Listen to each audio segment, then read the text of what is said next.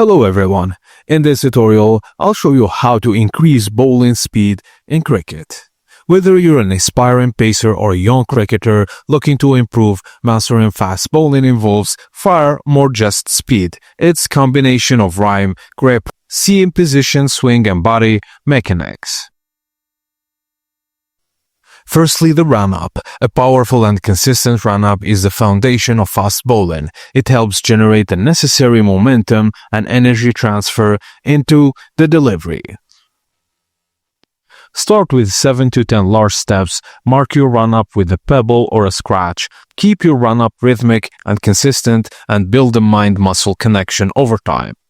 Now the release. Once you approach the squeeze, take a deep breath to focus. Jump, perform your action, and brace your front foot. Lean slightly forward to add power, then release the ball with confidence and accuracy. Let the ball do the talking, especially if you've nailed your pace and line. Your grip directly influences the line, length, movement of the ball.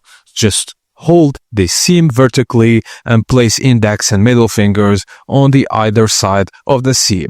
Keep the thumb underneath for support and maintain a firm but relaxed grip. Incorrect finger placement is zero control, which means zero movements. The straight seam is ideal when the ball is new and the seam is raised. Keep fingers on the seam, thumb beneath for support. Aim to pitch the ball on the seam for lateral movement. It's best used during the power play overs to get the ball to nip around. Also the cross seam, which is perfect for variation in T20 and ODI death overs. Rotate the ball 90 degrees, seam horizontal. Hold the ball same as straight seam but across the seam. It can bounce unpredictably or skid on. Just note that cross seam won't swing, but it adds deception.